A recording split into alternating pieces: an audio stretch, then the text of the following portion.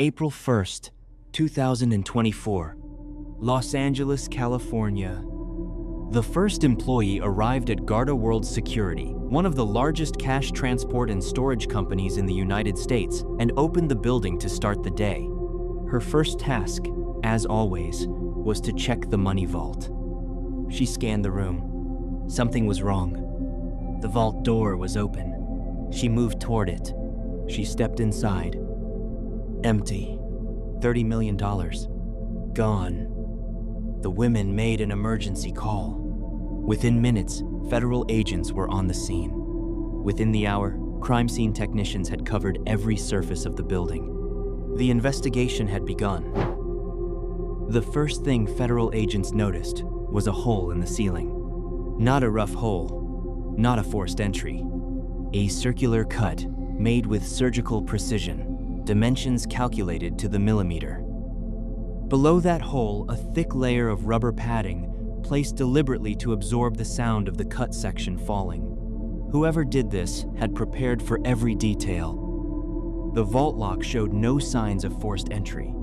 The locking mechanism, an automated electronic system consisting of 7 separate layers, had been bypassed completely, without damage, without noise. Investigators noted 3 things immediately.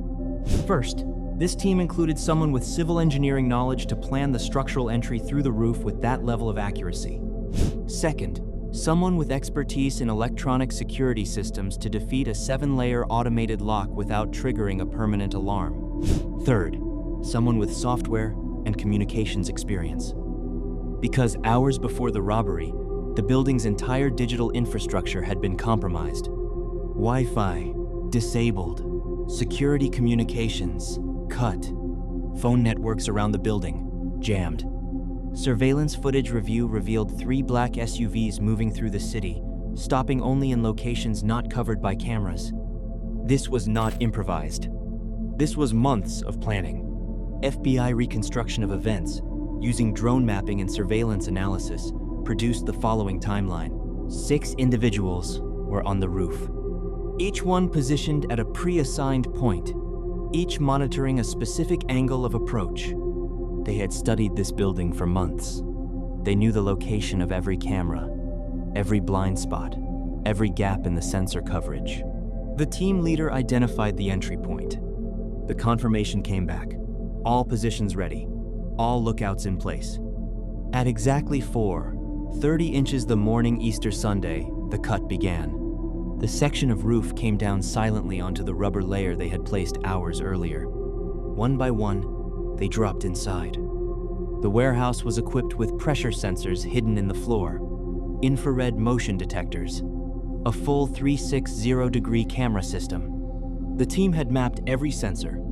They knew the exact timing of each sweep. They moved in the gaps, freezing when the beams were active, advancing during the precise seconds when the system was between scans. At one point, their lookouts signaled an alert.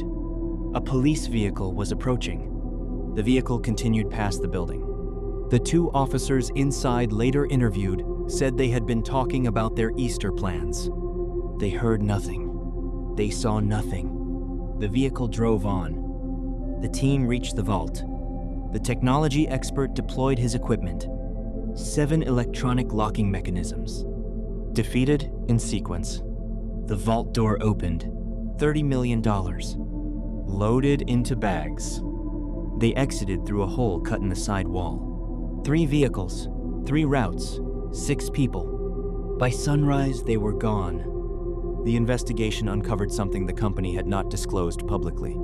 Garda World had been running a financial deficit for years. Money had been moved between branches from one state to another just before scheduled audits, a method used to cover the shortfall temporarily.